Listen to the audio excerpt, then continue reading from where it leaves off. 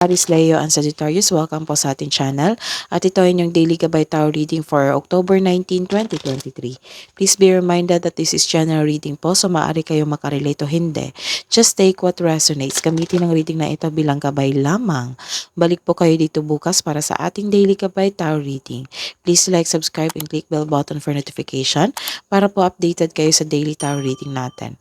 Para po sa gusto magpa-reading, maaari nyo pong makuha ang link. Nasa description box po ito. Message nyo lang po ako sa Messenger. Maraming salamat po. Spirit guys, ano po ang ganap today para po kay Aries, Leo, and Sagittarius ngayong araw na ito, October 19, 2023. Wow, this is success, happiness, and feeling warm. You are happy today kasi nagkaroon ng success. Aries, Leo, and Sagittarius sa araw na ito po. But nagkaroon ka ng self-doubt.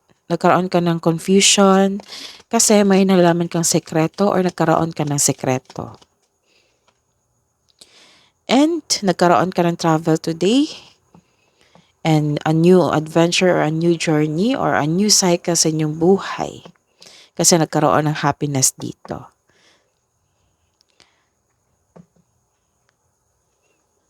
Spirit guys, ano po ang ganap today para po kay message nyo po para po kay Aries, Leo, and Sagittarius ngayong October 19, 2023. Impasse, reflect, and redirect your energy. Aries, Leo, and Sagittarius sa araw na ito. Ascending the mountain. So, sa mga nakaka-receive ng struggle sa araw na ito na nagkaroon ng problema. So, this is the advice from the universe na keep going forward. Keep going forward kasi may nakita ko ang success dito after all.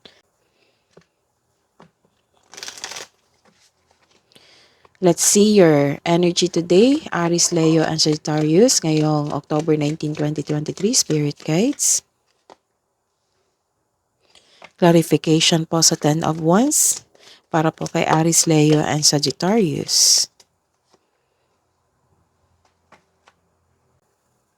Sa araw na ito may dinadala kang mabigat na bagay, ngunit malalampasan mo rin ito. This is only temporary. Just keep on going. Nakikita ko dito masyado kang maraming trabaho ngayon. Sa araw na ito, maraming gawain. The advice is,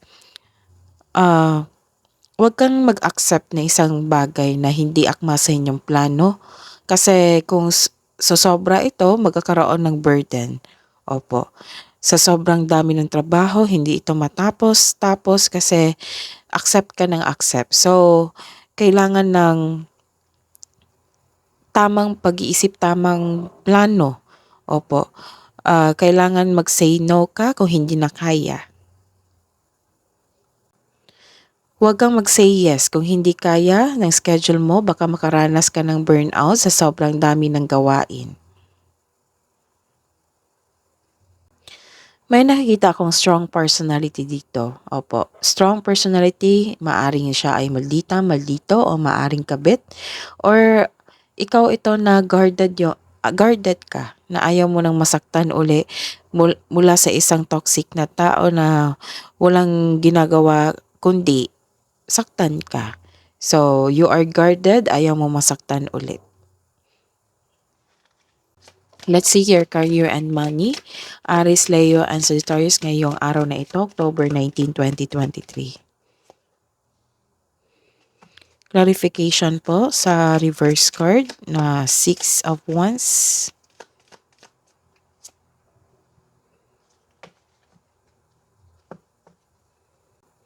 May delay sa plano mo sa travel, lipat bahay. May bumalik din from the past na gusto nang humingi ng sorry sa inyo or bumalik lang po siya. Some of you nahirapan kang mag-move on sa past or nahirapan kang mag-move on sa nangyaring ito na nasaktan ka ng isang taong ito. It might be kasamahan mo ito sa trabaho na masakit siyang magsalita.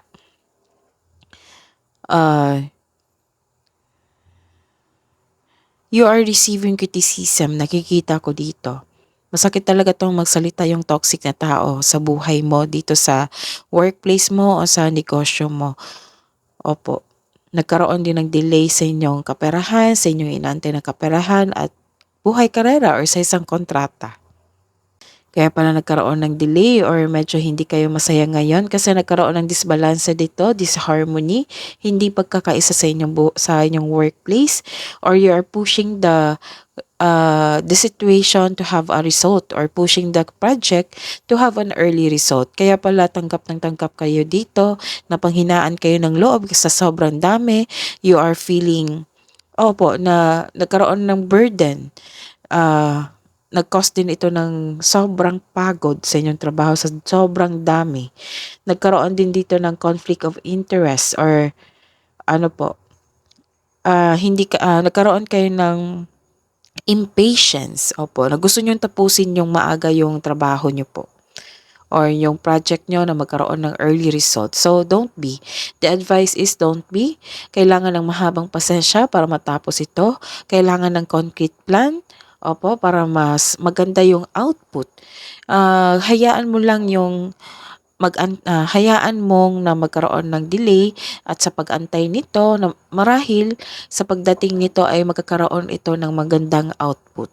So, kailangan mong mag-go with the flow, with the flow and the situation, and kailangan na magkaroon ng malaking pasensya sa inaantay nyo po. Nagkaroon talaga ng disbalance dito sa inyong kasamahan sa trabaho, na nagkaroon ka ng struggle sa changes kasi nagkaroon ng new cycle dito and this is new cycle. So nagkaroon ng struggle sa changes, nag-look back ka sa past na mas mabuti pa yung past kaysa ngayon, ganun. So the advice is try to look at what you need now in the present. So don't worry, you are guided to find peace. Let's see your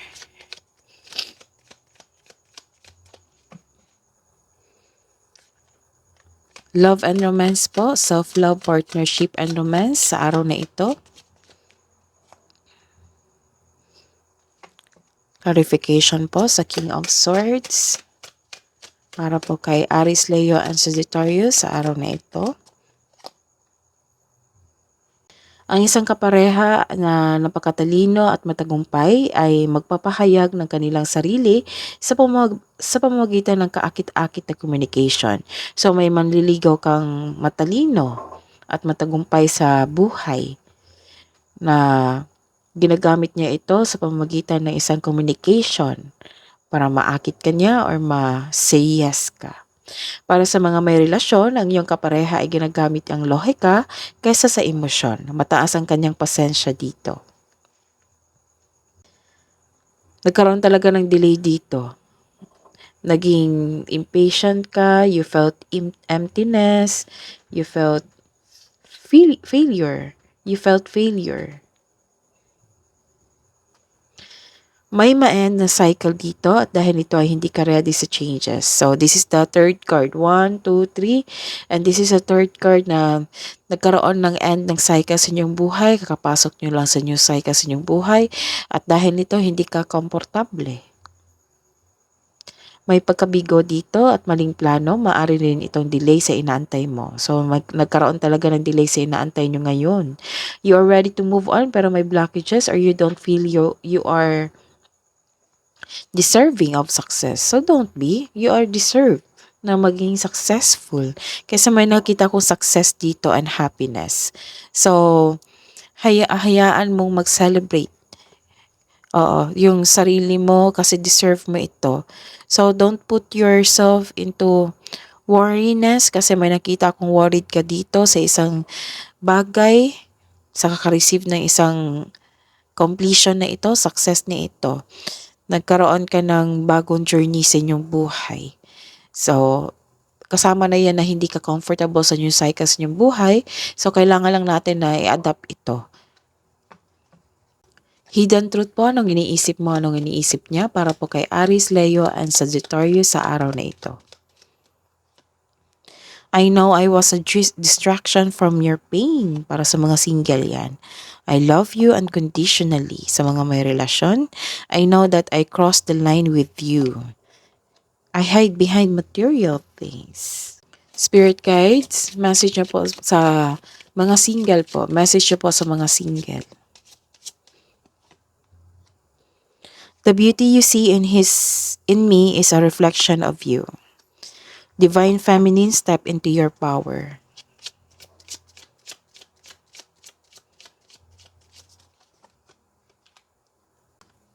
Love advice po para sa couple natin na Aries, Leo, and Sagittarius. Confusion. All seekers of truth experience confusion. Ask the divine to provide the answers you need. 1111 is an important number for twin flames. It symbolizes the harmony and balance of soul counterparts. Kabuang advice nyo po, spirit guides, para po kay Aries, Leo, and Sagittarius sa araw na ito, October 19, 2023. It's time to take an action.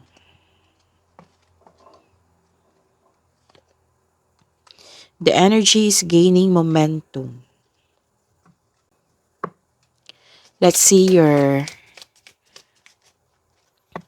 spirit guides, guardian angels, archangels, message nyo po para po kay Aries, Leo, and Sagittarius sa araw na ito. Message from Archangel Haniel, trust and follow your renewed passion in your love life and career. So it's time to take an action. Energy nyo ito, Aries.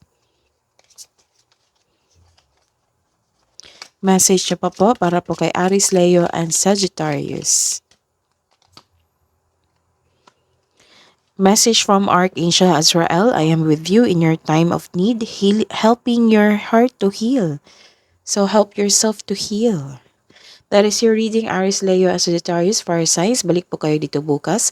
Please like, subscribe, and click bell button for notification para po updated kayo sa daily tarot reading natin. Maraming salamat po.